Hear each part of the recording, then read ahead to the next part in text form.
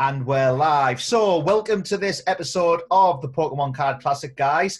And today I'm very excited to bring you a special guest. We have Jake from Pokenomics, Jake and Rafi. Anyone who's watching this channel probably already knows who Jake is, but I want to just quickly throw it over to you, Jake. Put yourself over and tell anyone watching who might not have seen your channel already, tell them who you are and what your content's all about. Sure. So as you said, my name's Jake, and our channel is Pokenomics with Jake and Rafi, also, as you said.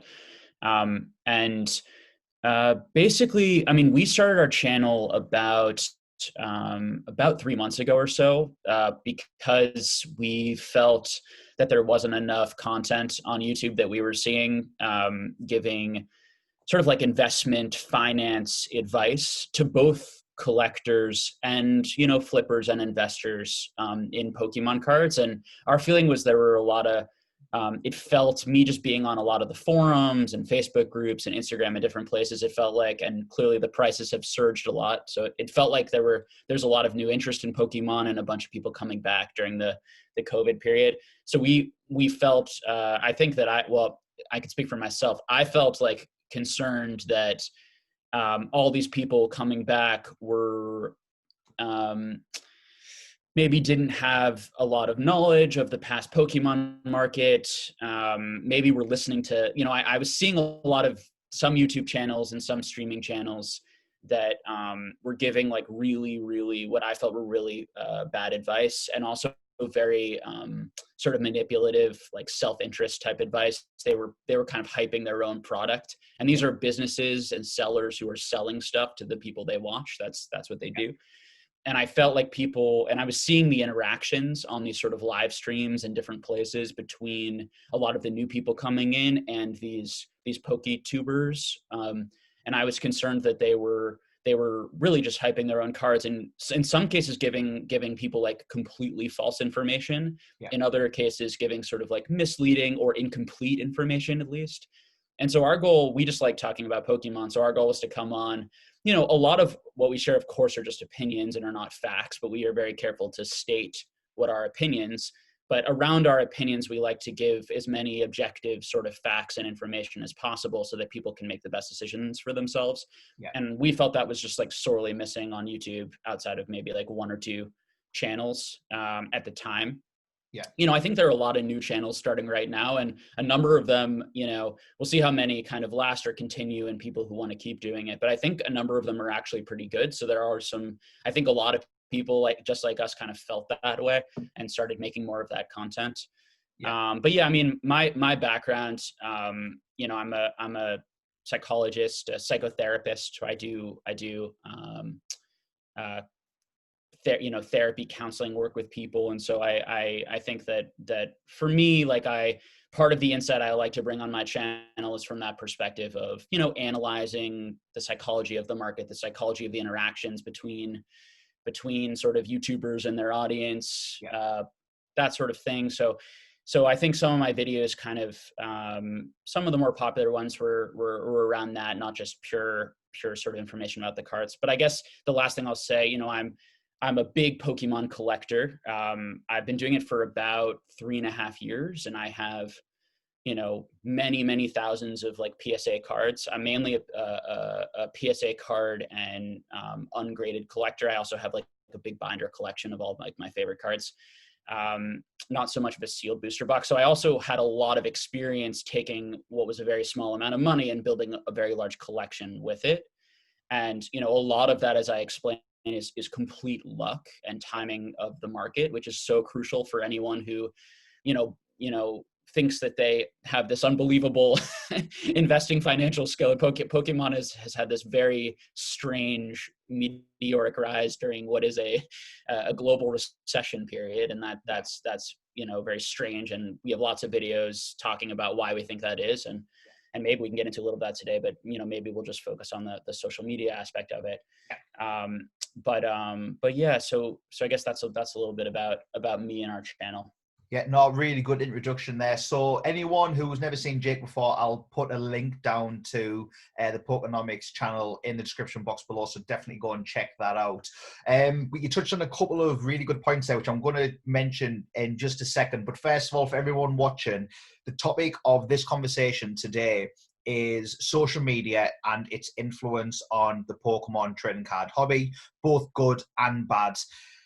Bear in mind, everyone watching, these are just our opinions and exactly what Jake just mentioned there. He gives his investment advice over on his channel, and he's kind of been able to grow a collection from a very small amount of money and grow his collection with that. But Jake touched on a very good point there. A lot of it was luck. People might look at my YouTube or my Instagram and see, all these great cards I've got. Believe me, when I was collecting back in 2008, 2013, I always anticipated Pokemon would grow long term, but to grow so much so quickly in, I wouldn't even say 10 years, I'd say the past 4 years is where the boom is, particularly this year, is where the boom has really happened. But over the past few years, particularly this year, I would love to say that, oh, I knew 10 years ago this was such a great investment and such a great choice. But I didn't. I've kind of looked out as well just by being a Pokemon fan as a kid. Yeah. Pokemon collector into adulthood. I would love to sit here and say, oh, I've got this, secret recipe or this, this blueprint to making money, and you can find out what it is if you pay me $49 a month or something like that. But I don't. I looked out. It sounds like you looked out to an element, and I think a lot of us investors, we're all collectors at heart, looked out. If you think back to what I was 8, 9 years old when Pokemon kind of hit the scene in the UK, other things that were popular then, Dragon Ball Z, Digimon, Beyblade, Yu-Gi-Oh came a little bit after.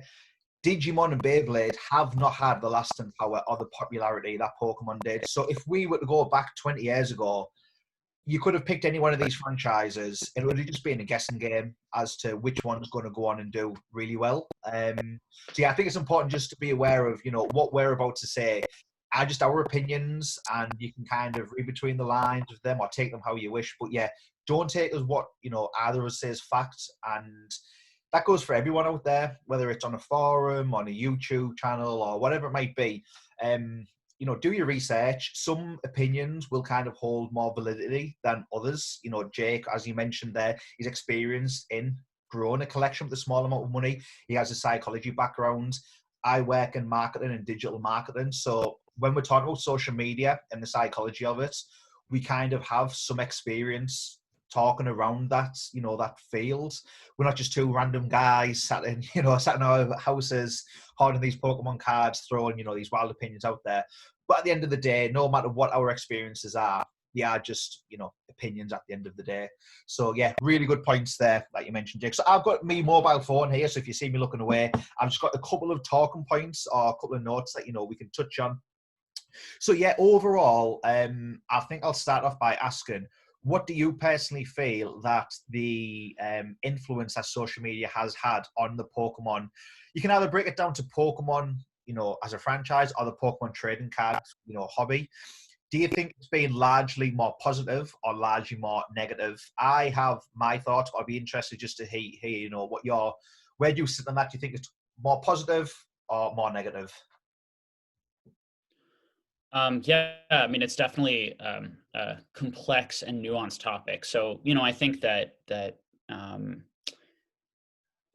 when I made a video on my channel about some of my feelings and concerns with what I was seeing on from PokeTubers and Instagram and these sorts of things, and I think it really comes down to two things. I think the positive. So I like seeing the card values go up. I'm going to preface all this by saying that I have a very large position in all of these cards. If I ever want to sell them someday, it would be, and help support my family or do other sorts of things, or, it would be great for the card values to go up a lot. So I preface that by saying that I like, that way, because I like that, like, these big Pokemon YouTubers, have really, I think, popularized the hobby and got it a lot more out there. So a lot of people, have gone onto YouTube, have seen, Leonhardt's box openings, have seen PokeRev's box openings.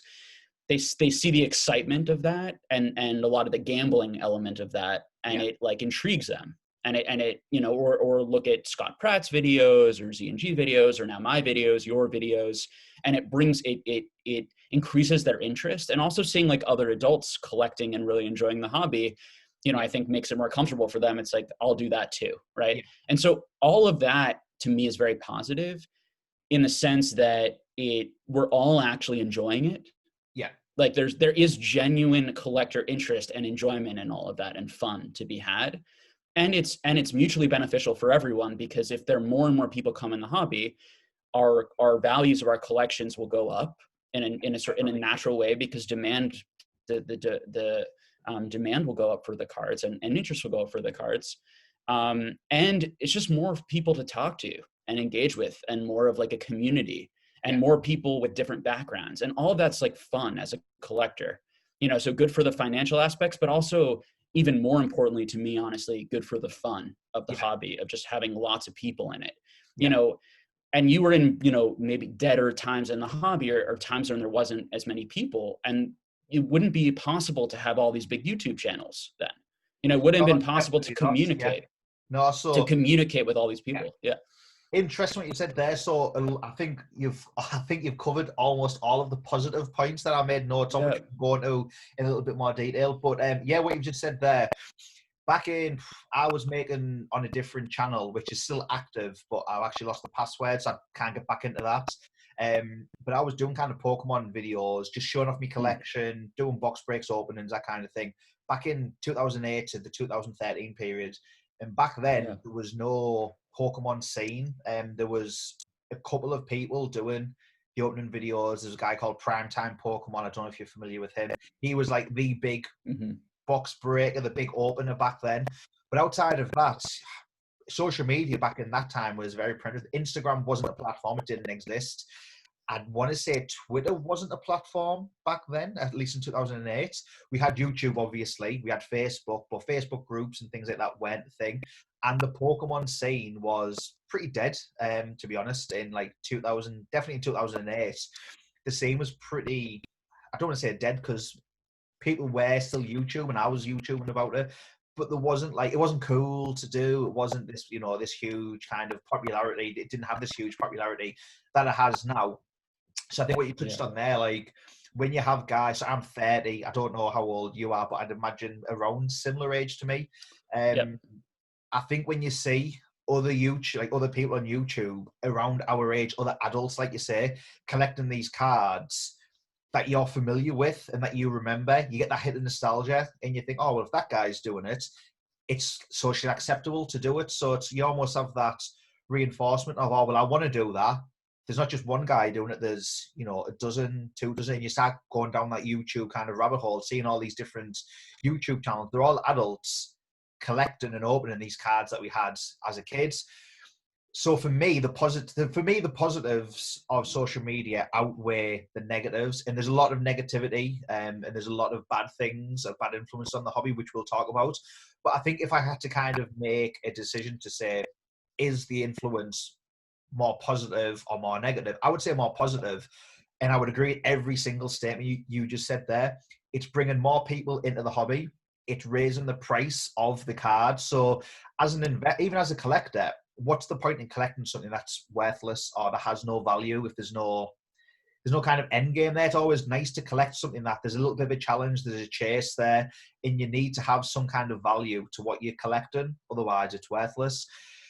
If we ever want to cash out one day, whether that's 10 years, 20 years, 30 years time, it's nice to kind of have a sneak peek at what 2020's brought us with prices. Whether you want to cash out, like you mentioned, to help your family, to buy a house, whatever the financial reasons are, it's nice that the prices are rising.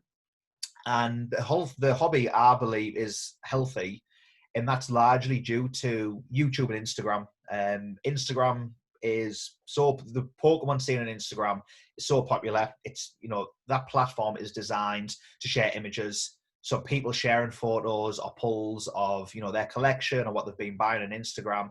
So easy, just to scroll through, like. And then on YouTube, you see these guys at the bigger channels, all the ones you've mentioned, opening these packs. You get that hit of nostalgia.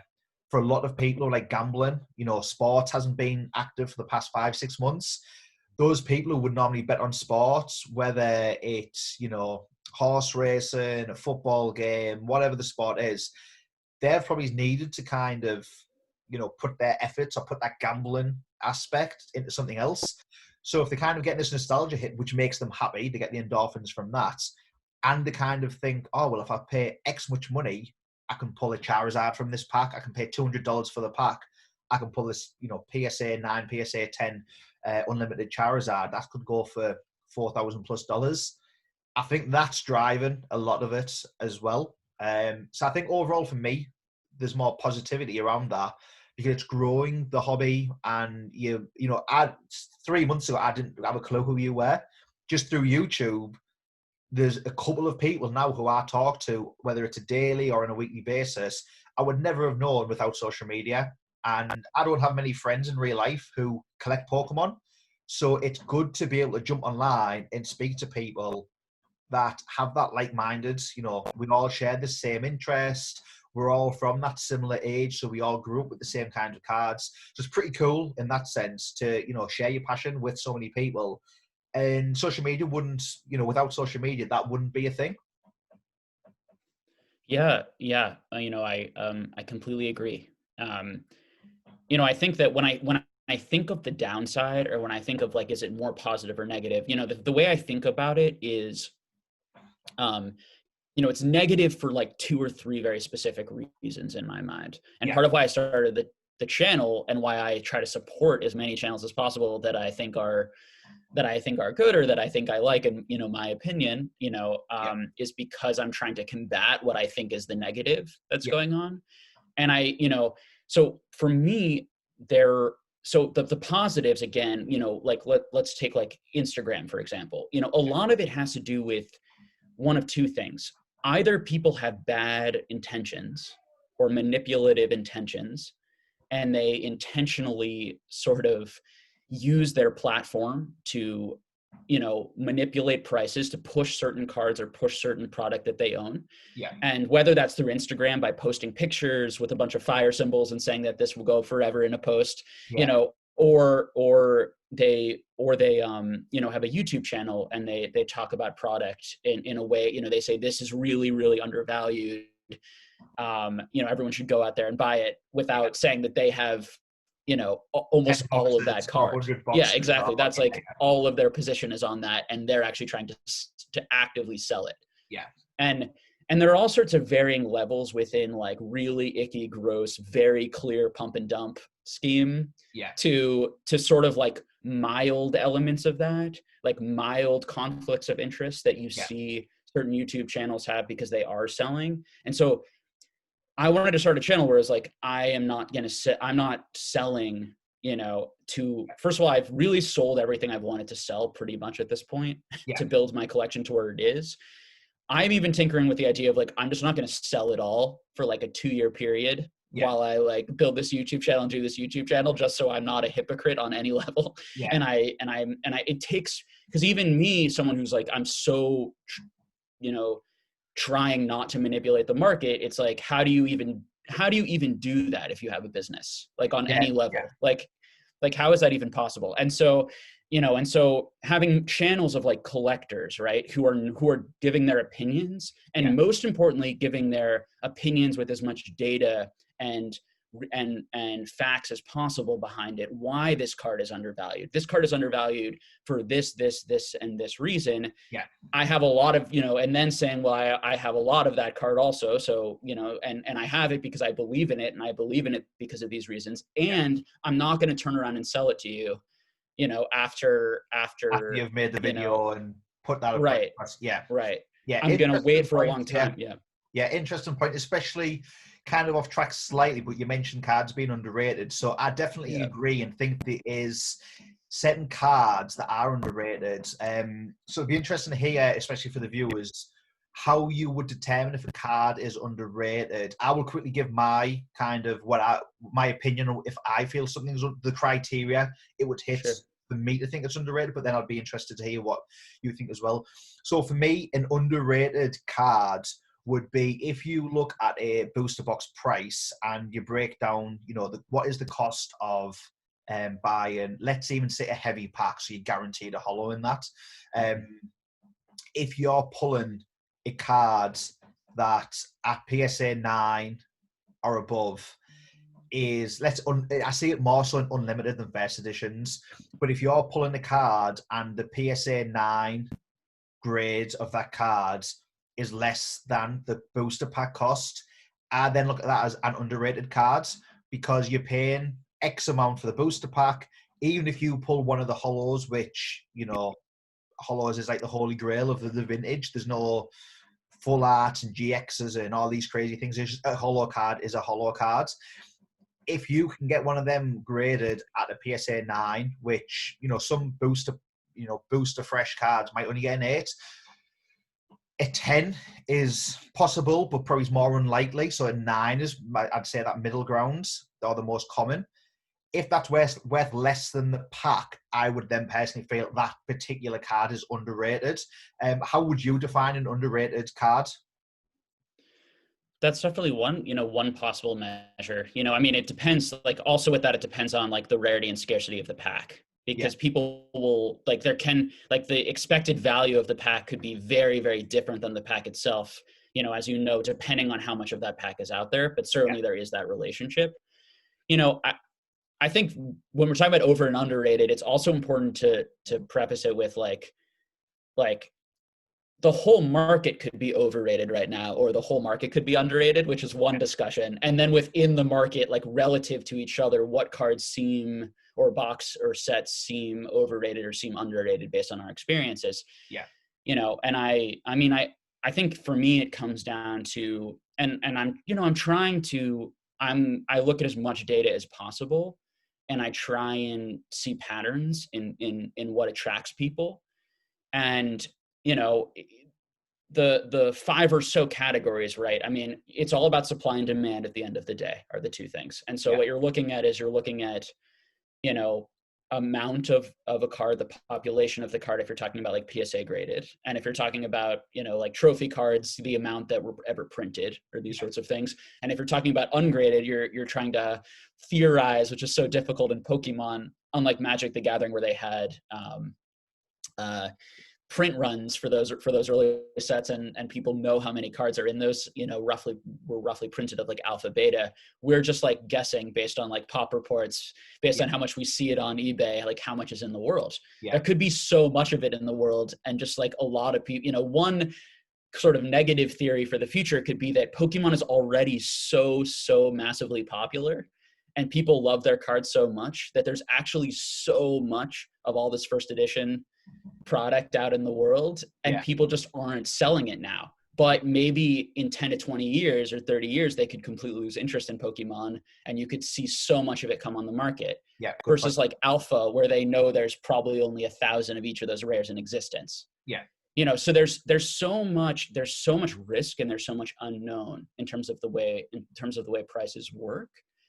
And right now we're in a period, and it's slowing down right now. The prices are not skyrocketing anymore. It's definitely like some things are going down a little bit. Some things are still going up a little bit, particularly like first edition base. And because those things actually everything moved up at sort of a different time, interestingly. But and because first edition base moved up later, it actually hasn't moved up as much overall as a lot of the other sets. So there's so much to talk about with all of that. But in terms of, just like overrated, underrated, so you're looking at the amount of those cards that we think exist, or the amount that's graded, or the amount of that booster box in the world, trying to estimate that, versus the popularity of the Pokemon, the gorgeousness, the quality of the art, the difficulty to grade, going back into that pop report idea. And trying to figure out what parts of those are very like subjective and can move a lot, like popularity of Pokemon it's been pretty consistent, particularly for Pokemon like Charizard. But like with more modern Pokemon or newer Pokemon, like Greninja is like the most popular Pokemon with kids in like polls and surveys. I've seen things like that. So what is that going to do in 20 years? With the first Greninja cards, the Chase card, so there's so much unpredictability in it that I could say like right now, and do sometimes on my channel, it's like this card is clearly overrated Yeah. compared to this other card because all of the statistics around it don't make sense. Yeah. And when Yeah. I see that happening, then I think, okay, probably this card has either been hyped in some way by certain people, or people just aren't thinking that critically, Yeah. and people just kind of buy. And, you know, even more likely, to be honest, and I think this happens a lot, is that people don't think that critically about their purchases. They go online, they see the price that it's going for, and they think that's the correct price, or that's the price that makes sense. I'm going to buy it at that. And when everyone does that, the market doesn't correct in the way that I believe it should, you Yeah. know, over time. But I think over time it will. Something that I've noticed over these past couple of months in particular is it's not happening as much now, but going back to maybe like the April, the May time, something was selling on eBay, and then somebody on Instagram or a Facebook group was quoting the last sold price, and then in some cases adding 30%. And it was like, you know, this in any other marketplace, in any other investment market, the price of one sold product doesn't jump every single time it sells. But for some reason, Pokemon, people were just kind of trying to get an extra, and it seemed to literally be around 30% on certain cards. Oh, well, it's sold for this. I now want this. And then they'd always come back with that. It's only going to go up in value. And I think because you have a couple of those sales, it kind of then cements the price at that.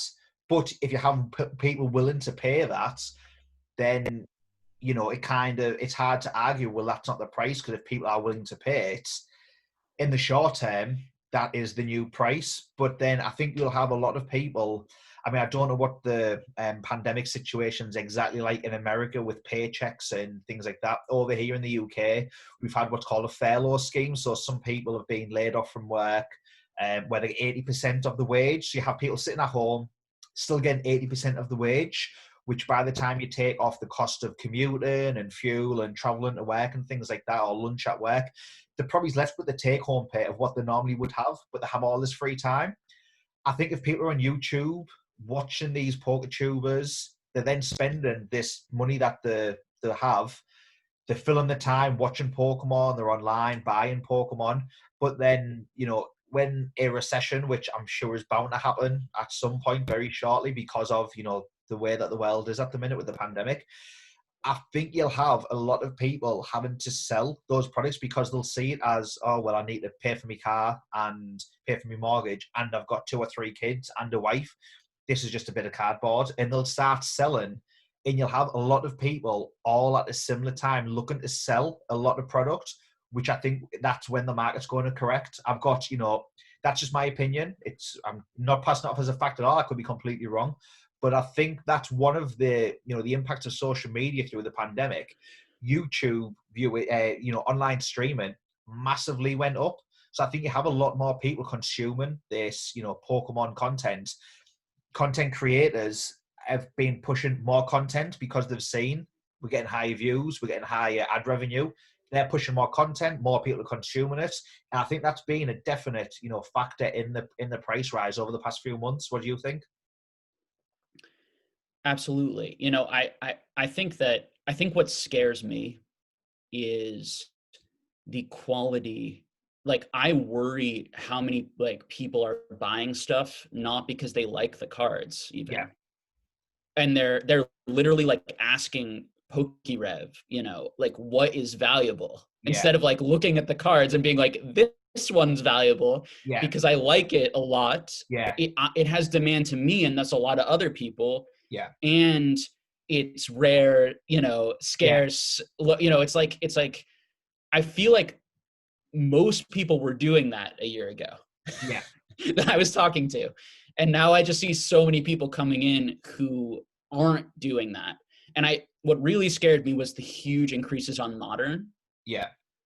Honestly, because modern to me is, and people saying like, I'm going to hold this box for 20 years and it's going to be worth like $10,000. Yeah. Like you know, I really heard people saying those things, I think, honestly, like really believing that. And it was like, a lot of people seem to be thinking that way. And then you have someone like Gary Vee, who knows nothing about Pokemon at all, like zero.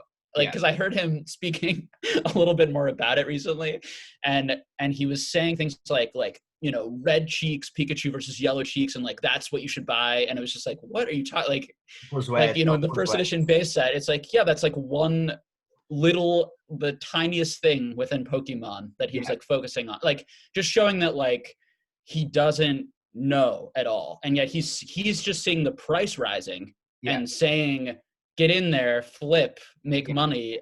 All the prices are going up much. And then he says you need to do 20 to 40 hours worth of research before you start doing that to figure out what's valuable. Listings and prices, right. But the problem is so many people are being irrational, and there's so many irrational, ridiculous prices that they're seeing that the research they're doing is not good, is stupid, a lot of it. Like in my, you know, again, like opinions, but like I've been doing this for a long time, and I have reasons why I have all the cards that I have, and I compare it to like comic books, to sports cards, to the history of all of these other, like what has worked in these collectible hobbies over time in terms of things being the first, being historic, being important first was within the hobby, being, not manufactured rarity and scarcity, but actual rarity and scarcity, you know, because it wasn't popular in the beginning and then beat up in the and history and years. And it's like that stuff just stands the test of time across hobbies. And I think why I made the videos that the market is being manipulated, or if not manipulated, people are listening to people who don't know what they're talking about a lot, to be put it quite frankly. But because they're so influential, have all these followings, they just think this is the guy, like, you know, they see Gary V as this guy who's, you know, multi-millionaire from whatever businesses he's done, and they just will listen to him blindly. Yeah. And they're not even like the issue is like, if you actually listen, he says he gives good advice, but he doesn't know enough about the market to give them good enough advice to know where to look and do the research. And so the danger is that then they go onto YouTube and they go onto one of these YouTube hype channels, which are really just either people who don't know what they're talking about, frankly, and there are a lot of them, and I'm sorry, you know, it's like, and every time you criticize someone else, of course you open yourself for criticism. So it's that sort of thing on YouTube, and fair enough, you know, but don't have $1 million collection that they built from very little amount of money. They have like a few modern boxes that they're trying to like sell for double the price, you know. I've had the same on Instagram, what you mentioned there about like the negativity and things like that. And I know you got it on, I think it was the Gary V video that you put on.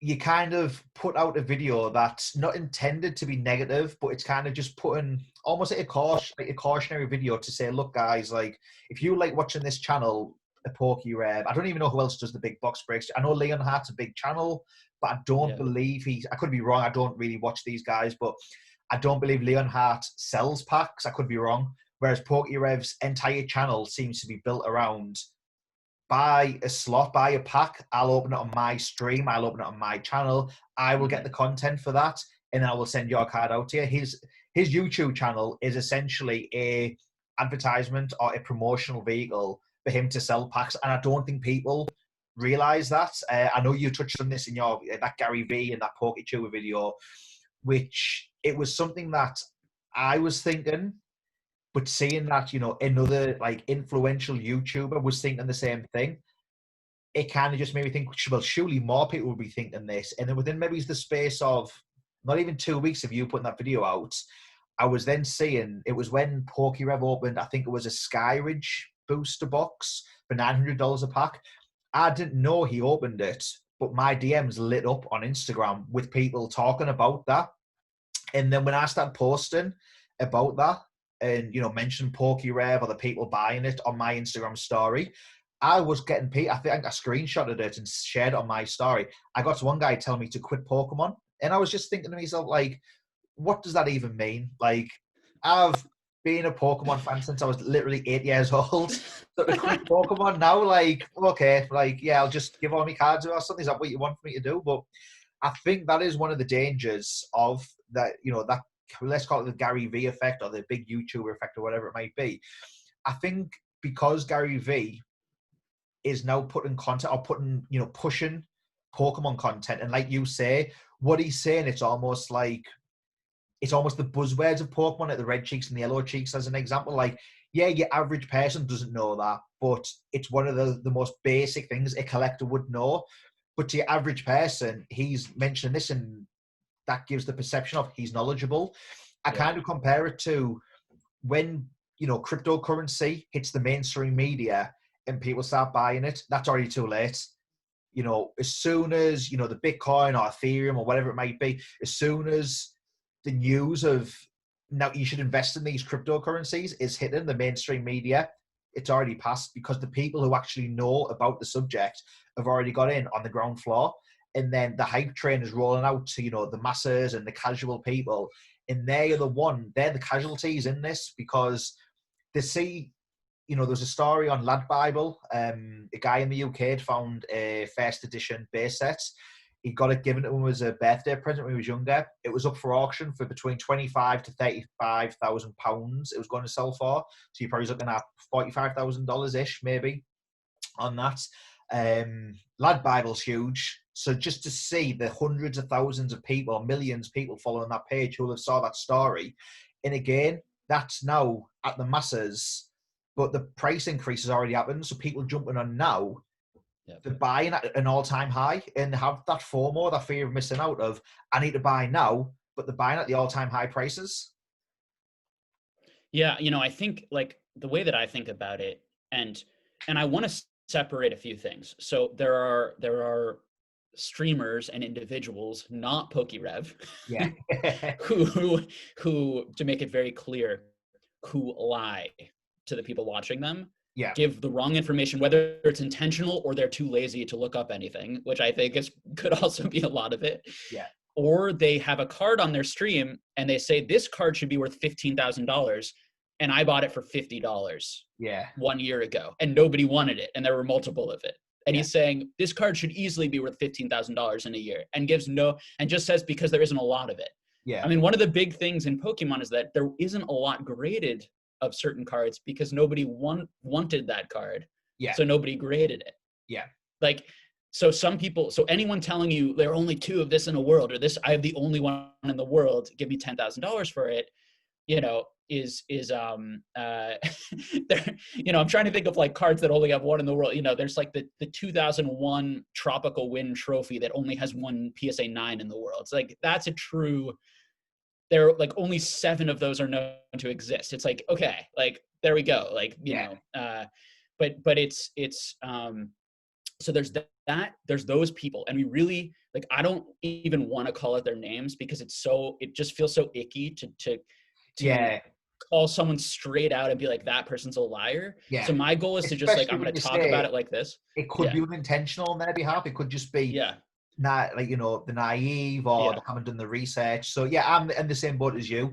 I see people on both YouTube and Instagram where I'm looking at it and I think that's a lie or that's wrong, but I don't want to brand them as maliciously doing that because I always think, could just be, maybe they just, they have this big follow and it's easy for them to put content out. They don't need to research it. Maybe it's just a mistake. Maybe they don't. I wouldn't want to ever brand someone as maliciously doing that. So I'm in the same boat with you on that. And I think it's when it happens a lot repeatedly that I begin to think that person is genuinely malicious and I see the manipulative tactics. And there's 1 or 2 people that I fully believe that about, honestly, at this point. Link down in the description below for those channels. yeah, exactly. No, I won't do it. But I think the way to fight it is to educate.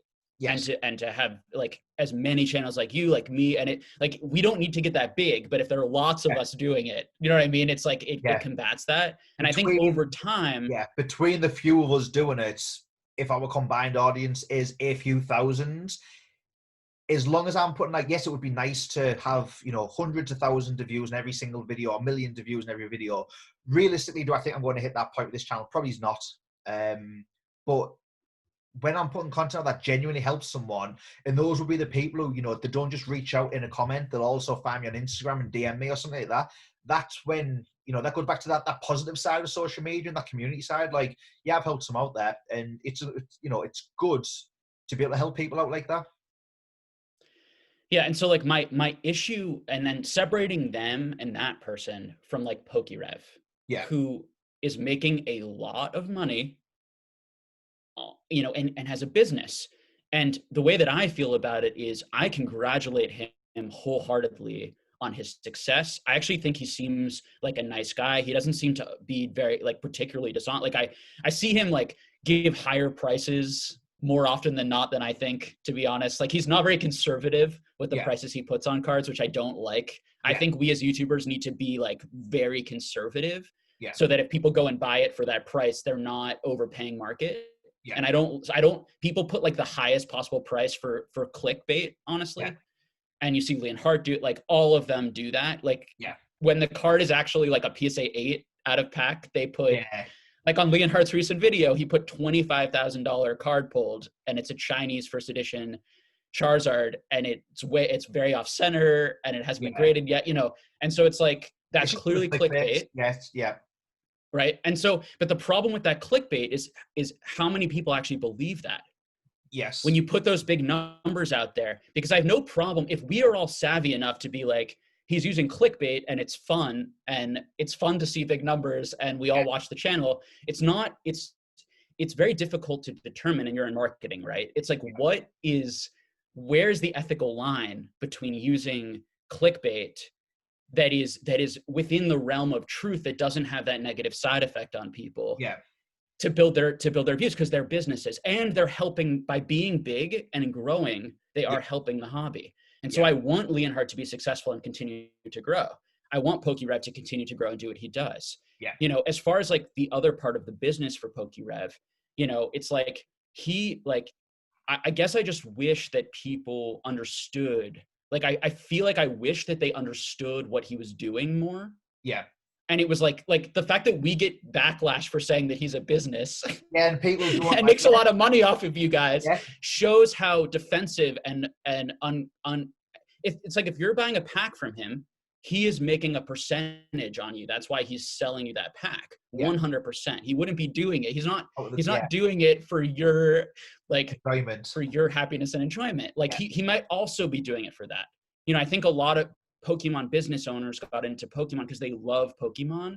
And they love the community. And I believe that about PokeRev. Like, I think he genuinely enjoys interacting with his audience. So it's not a simple thing here. But it's like, I think the fault is more actually on the viewer. And how do you educate and how do you educate people? Because he, you know, is he going to go on his channel and be like, hey guys, like, I really don't know what I'm doing. I don't know what's going to go up. I don't really know what's going to go up next week or not. You know, yes, these boxes are always going down, but like Pokemon could stop being popular in 10 years. No, because he's making a lot of money. Like, you know, it's just unrealistic. What you said there, I 100% agree with. And I posted about this more on my Instagram than I have done on my YouTube, because of that reason you mentioned about, you know, as soon as you start name dropping a specific YouTube channel, you get the backlash from their audience. And I don't try to be negative with any of the content I put out. Yes, sometimes I might say something negative, but in general, I don't try to be negative with the content that I push or that I post. But exactly what you said about PokeRev there, I 100% agree with. I don't know, I don't think I've watched one of his videos in full. I've seen clips of him. I just think I'm not his target market. I'm not his target audience. I'm a 30-year-old man. I think his typical audience is probably a little bit younger from what I can gather online. So I'm not a big viewer of his, but the clips I've seen of him, as a business, 100% he is successful. He is making a ton of money in an industry, in a hobby that he genuinely comes across as, that he has an interest in, has a passion in. And is very knowledgeable in, and has a lot of experience in. You know? And, you know, if you can make money in a hobby or a industry or a marketplace that you have a genuine interest in, then, you know, you're winning at life. You know, it's that old cliche of, oh, if you do something that you love, you never work a day in your life. And it's almost down that element. So as a business, I don't know him as a person, so I can't comment on him. The little bit I've seen of him on streams, like, he seems like a nice guy. But he's a business and he is making a really good markup on every single one of those products he's pushing. The fact that he opens people's packs on his channel is content for him to further push those sales and to get that ad, you know, that YouTube ad revenue. So from a business, 100% he is absolutely owning it, and, you know, massive congratulations. The problem is on the audience and the people who will, I've seen people post, literally say they are thankful or they feel blessed to have been included in a stream. There's no luck. There's nothing to be thankful for. All you've done is you've transferred through PayPal or through a credit card or whatever it is. You've transferred the asking price for a product. You could have been one of a million people who decided to spend that money. But I think it's that cult-like mentality that is fostered. That's where my issue comes in. I don't know if these people, I mentioned this in the booster, the box break video I did. I don't want to call them vulnerable people because that's making a massive assumption on a large, group of people. But I definitely feel that you will have some people who can be manipulated easy, or they maybe's got problems with whatever it might be, or they maybe are vulnerable. And those are the people who I feel bad for because they're enabling, overhyping to happen. They're kind of being, without doing their own research, they're just blindly listening to a particular person. And that's not a knock on Pokereb. It could be any YouTuber, but they're blindly listening to a single individual and they're just going all in with that person's advice. Yeah, and I want to say too, like Pokemon is a business. The Pokemon card company is a business, and they make money by selling their product higher than they make it for. Yeah. Like they're making their product for like less than a penny. Yeah. It's just cardboard. Do you know what I mean? So Charizard or a common Rattata to Pokemon, there's no difference in that price. That card, there's, they both cost, like you say, pennies to make. Right. But one, because psychologically we value, this Charizard is worth more than this Rattata, or even a Charizard holo compared to another holo in a set. There could be the same number of cards printed, especially, from the older vintage, just the regular holos. But we as people dictate, well, that Pokemon is worth more than that one. And so the issue is that people are not thinking of the Pokemon company as their friend. Yeah. Like the Pokemon company isn't like, oh, the Pokemon company is trying to make me rich by giving me good financial advice. Yeah. Right. Yeah. And so that's where that dual relationship comes in, because your financial advisor isn't supposed to sell you things. The financial advisor takes a percentage, depending on the way the specific financial. My dad's a financial advisor, and so I've grown up with this and been around this and have been doing my own, secondhand research, investing in stock market stuff since I was a little kid, and talk about we talk in depth about all this stuff. But so the problem, and it's the same thing with a therapist, like you can get into these like if I was trying to sell my clients something based on their trust with me as their therapist, that would be a huge problem. And so the problem is when these YouTube channels try to do two things at once. They're a business trying to make money off of the people who watch them. While at the same time giving them investment advice or advice on where they should put their money. And so even we could take Pokereb as like the most ethical person in the world. It's like, that's a hard thing to do. And he should be allowed to do it. Absolutely. And I think his opinions should not be discounted. And particularly when he gives reasons for his opinions, because often his opinions, he's going to know he's going to know things that you and I don't know because of his experience, his personal experience, and we can learn things from him. Right. So it's not about not listening to these people, but it's the mindset of understanding that they have a dual relationship with you. And that you always have to be careful. Like, how good is their advice right here? Are they biased? What is their inherent bias? Not because they're a bad person or they're intentionally manipulating you, but because they have a job to do, because their income and their family relies on them selling you these cards and making that. Cards, and so this is not a cancel anyone situation. It's just making people aware education. Making people aware of, you can listen to anyone's opinion, but just see it. I think what we're trying to reinforce here is listen to anyone's opinion. For example, the opinions we're putting forward in this very video, but remember, it is just an opinion. Then go away and do your research by listening to other videos or other reading to form your own opinion based on all of these other opinions you've gathered and all of these other opinions you've heard from these. Go and watch a dozen different YouTubers en masse, kind of take what all of they are saying and then form your own opinion on that, rather than just blindly listening to one individual who probably is unintentional. Is if they are also selling products that they're talking about investment in, they've got another benefit to kind of get out of you from that, if that makes sense. Yeah, and like, you know, we can say, hey, we're the trustworthy ones, and they could say they're the trustworthy ones. So in reality, it's sort of like who's giving you data, and then you got to check that data on places like sold listings, pokemonprice.com, PSA, sold listings for the older ones. And even more importantly, you have got to get out of this Pokemon bubble. Yeah. There's this hype bubble in Pokemon right now. You've got to listen to channels or people who have been in these types of hobbies for 50 years talk about their experiences with like collecting porcelain dolls that went completely bust. It's the same, like every market is different, but the boom and bust cycles of collectibles and of hobbies, you know, seeing it in you know, the best ones, you know, look at 90s comic books and sports cards, understand what happened there and why all those cards and those comics became worthless. You know, understand worthless from the 90s. It was a massive popularity. I think was the 90s the most for X-Men. I'm sure that was the most popular period for Marvel and the best-selling comics that it kind of ever had. But the comics as collectible pieces are worthless because there was so many of them out there.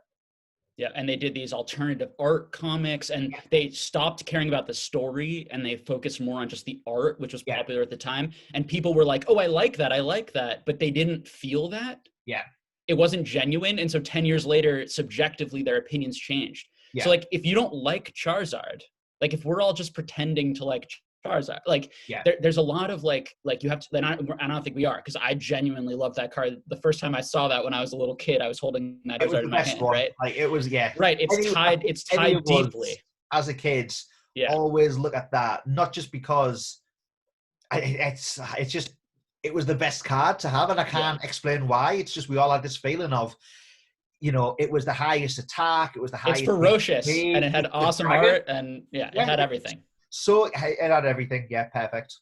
You know, but that is the type, and that's how I've been able to outperform the market by quite a large margin during this whole period, because people were saying buy this, and I said no, buy that. Yeah. And doing that, you know, across the even in this even in a market where everything went up, you know, people are going on YouTube and saying my card went up double, I'm very smart. It's like, no, actually, if you would put that money over here, your card, it would have gone up 15 times, 20 times. And that isn't a dig at them, but it's just an understanding of like trying to understand like really what is your skill level, what is your knowledge. And even, you know, for someone like me who like did all that research, like I got so lucky that I came then and not now, complete random. Yeah. I got so lucky that I came in 2000 at the end of 2017 and 2018 when prices had already gone down in half on most cards. Because if not, I would have bought them. I probably would have lost half my money on all my first purchases instead of starting at the lowest point that it's been in like, you know, 5-6 years. Yeah. And none of that is my doing, right? Yeah. But what you can do is you can control. Yeah. Exactly. It was a little bit early for me, as we mentioned earlier. Like back in 2008, when I was buying, when I got back into collecting, I kind of fell out of collecting in 2002. So it was only a 6-year break from like the age of 12, 13 to being 18-year-old and getting back into it as a teenager. But Team Rocket booster boxes, I remember buying Team Rocket booster boxes, unlimited, £25 a box. So in dollars, that might be what? $40, $38, something like that, per box. So that was a massive dip, because over in the UK, a booster pack would cost £2.50 from, you know, you could walk into literally any store, a supermarket, a corner shop, a convenience store, whatever it was, Pokemon cards were on sale in that 2000 period. Team Rocket booster packs were £2.50 because all Pokemon booster packs were £2.50. I remember buying booster boxes for £25. So that was less than what wholesale price would have been from 2000, because the hobby was dead at that point. Nobody cared for it. I was able to grow my collection then, and it's now worth money 10, 12 years later, purely out of luck. I didn't know that these prices were going to happen. If I knew that, all of the boxes I bought then, I wouldn't have sold. I'd have hoarded onto everything, but I didn't. I was just collecting because I wanted to collect my own personal collection. I wanted to collect the cards that I liked, which for me was from base set up until the legendary collection, and then various Japanese variants of those cards, or various promos, the Black Star promos and Japanese promos, purely just because that's what I was interested in. And I've looked out that, I've spent a little bit of money this year. I say a little bit of money. I've spent quite a few £1,000s this year, but in terms of what I've added to my collection this year is very minimal compared to what I added 10, 12 years ago. And that's because we looked out. Yes. Yeah. Yeah. I mean, I think that it's about like having self-awareness and being honest with what is actually going on. And, a big part of that is like Pokemon could take a huge downturn, and that's would very much hurt the value of my collection. And I should have sold it probably now.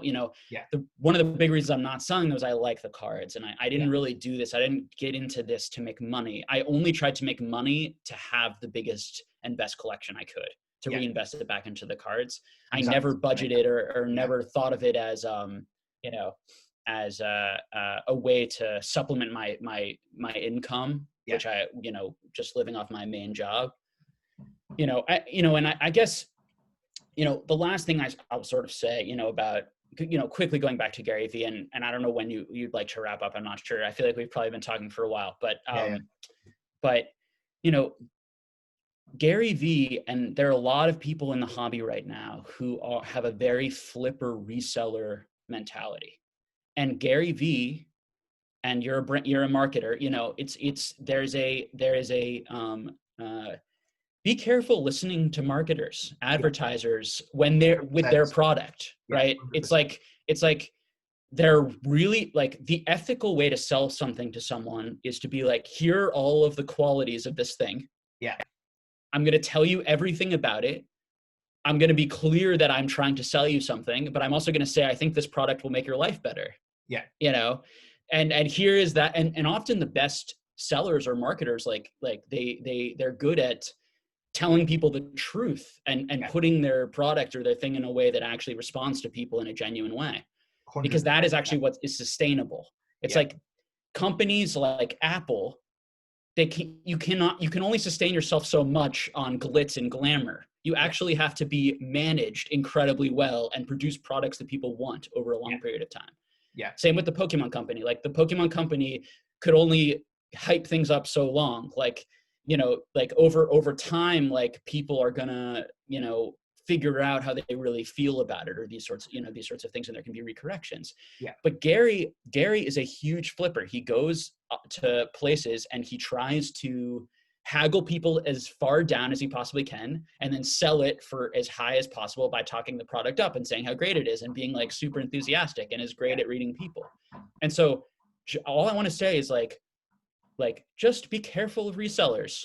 Yeah. Like if you're buying from a reseller, make sure you do your own research. Don't just listen to them, no matter who the reseller is. Yeah. And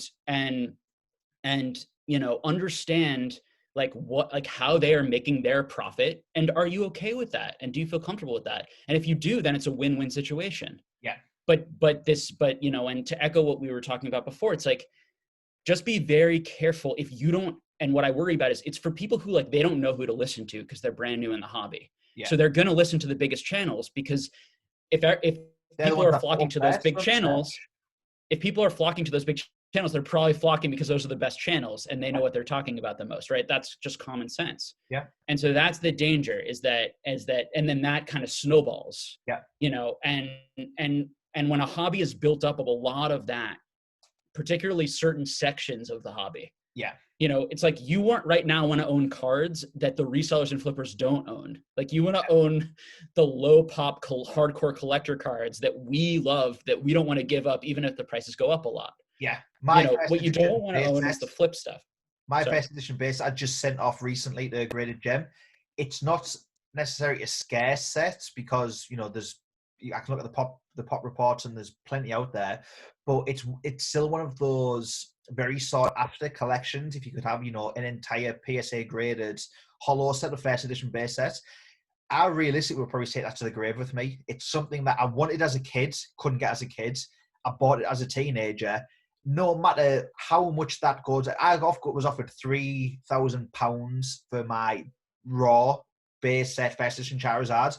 It didn't even take me a second to say I'm not selling.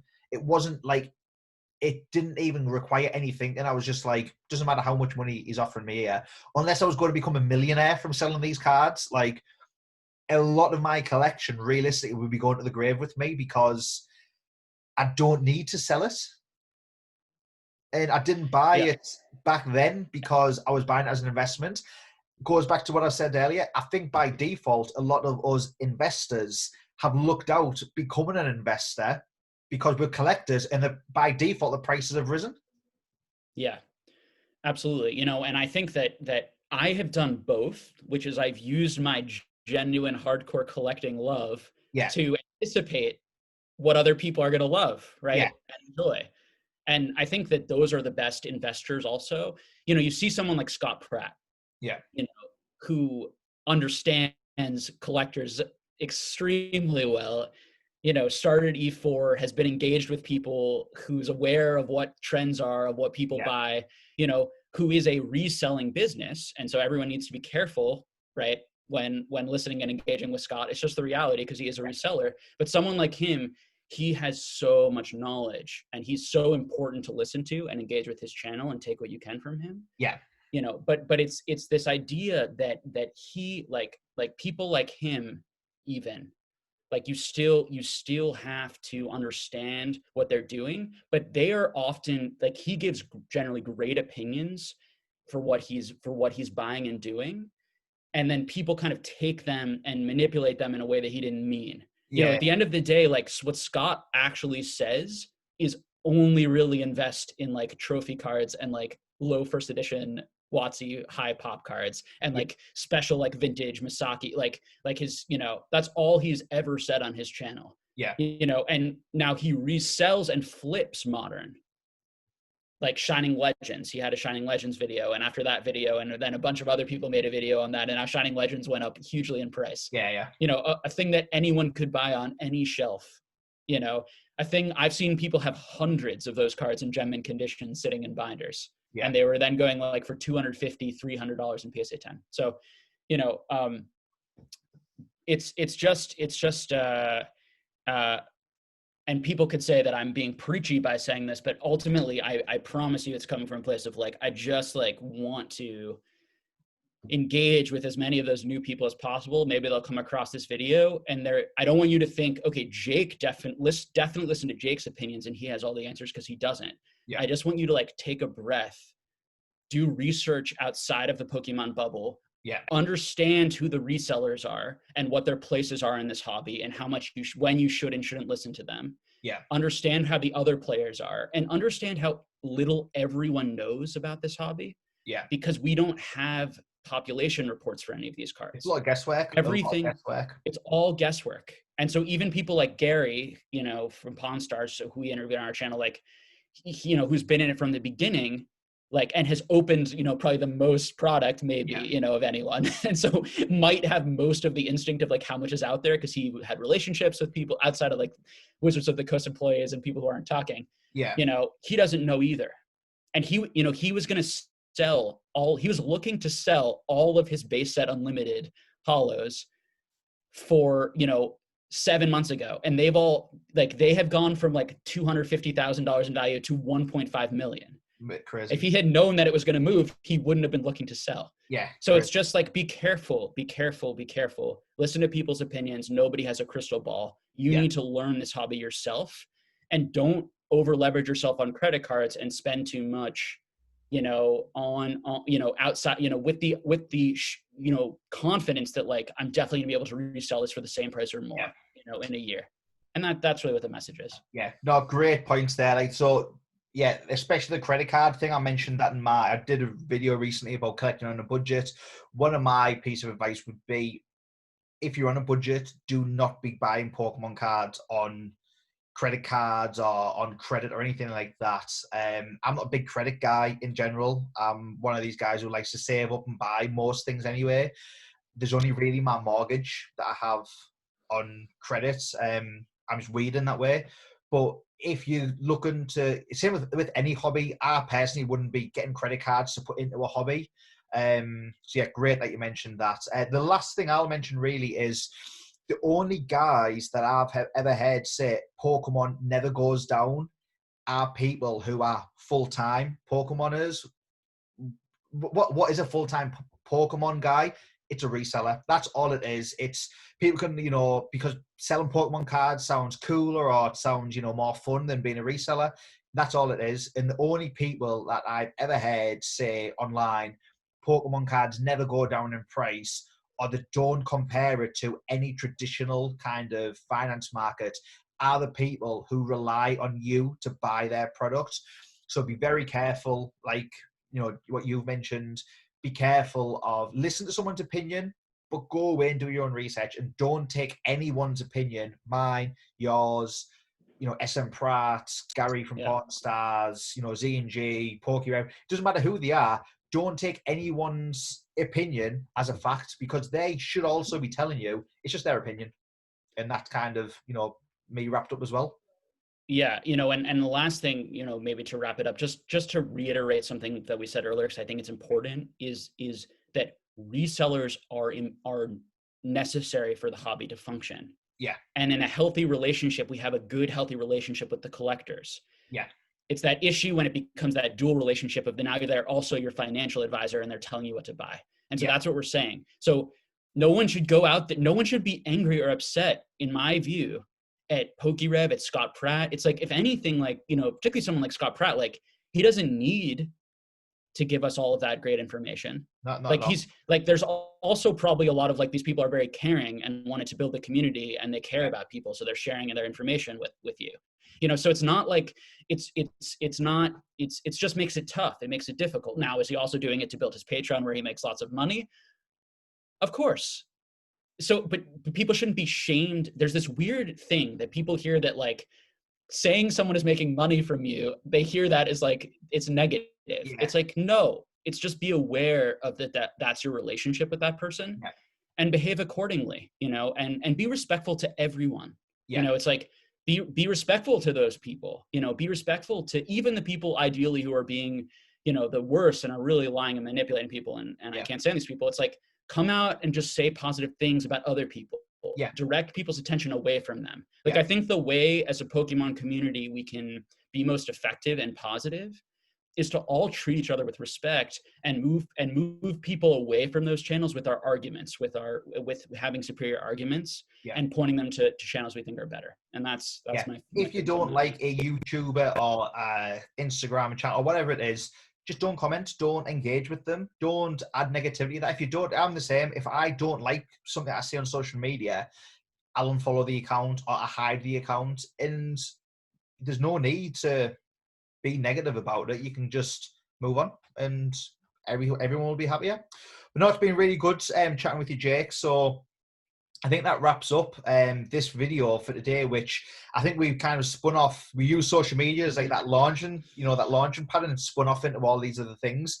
Final point from me, I genuinely think social media has had more positive on the hobby than it has negative. We've spoke about both the positives and the negatives in this video. I think social media has massively helped the Pokemon franchise, not just Pokemon cards, the Pokemon franchise as a whole as well. And I believe that the franchise is very popular. One of my friends sent me sales data from all the games, and apparently Sword and Shield is like the third best selling Pokemon games of all time now, behind, I think it was Gen 1, Gen 2, and then Sword and Shield. I don't think that would have been possible without social media. Just my take on that. But I think the Pokemon franchise, social media has helped it become socially acceptable for guys like us to be reliving our childhoods, and it's made it a 20 plus year franchise as popular as it was back then for a younger generation. You've got like 8, 9, 10-year-old kids still getting into Pokemon, whether it's the games, the cartoons, the trading cards. So I think as a whole, the franchise is in a really good position. And I think social media genuinely has had a big impact on that, from people streaming games, people doing card opening videos and, just memes and things like that online. I think overall social media has had a more of a positive impact than a negative impact. But as always, I'm interested to hear, what you guys watching think. Do you believe it's more positive? Do you believe it's more negative? Do you agree or disagree with anything that me or Jake have said on today's video? If so, just drop it down in the comments below. I'm going to include all of the information for Jake's channels and social media down in the description box below. But is there any last kind of thing you want to say, Jake, before we wrap this up? Yeah, I was a philosophy psych kind of double major undergrad, and I'm a very philosophical guy, and so I always think of these things in like broader philosophical ideas. And I think we have a crisis of trust in the world. Certainly happened in the United States right now, and I think that social media has created an issue with that. It's like, now that I'm getting so much information, who do I trust? Yeah. And I think that it's not about fully trusting anyone or completely disregarding anyone. The way I think about this relationship is like, listen to the quality of people's arguments. You need to understand the world for yourself and make sense of things for yourself. Use all the information you're getting, try to figure out what you believe, and then, humbly sort of live that way with the knowledge that you might come into some other beliefs or ways of thinking that might be better than yours. And I think that that's so important for this discussion on whether social media is bad or good, because it's like, it's bad if people are getting drowned out or overwhelmed by it and by too many opinions, and it's causing them to lose trust or faith in themselves or other people. It's good if more people can respectfully communicate and experience more community and connection and hear other people's opinions and ways of living, and that can enrich their own understanding of life. And so it's all about how we use it. Yeah. It comes down to that. And so, I think it's people's individual responsibility to sort of like be a good internet citizen. Yeah. If we want to put it that way, and at the end of the day, that's sort of what we can do about it, I think. Oh yeah, good to finish up on a positive. Definitely agree with that. So yeah, thanks for making the time for this call, Jake. I was really looking forward to this, and I've really enjoyed the chat as well. So hopefully we get to do it again in the future, and I look forward to seeing everybody in the next video.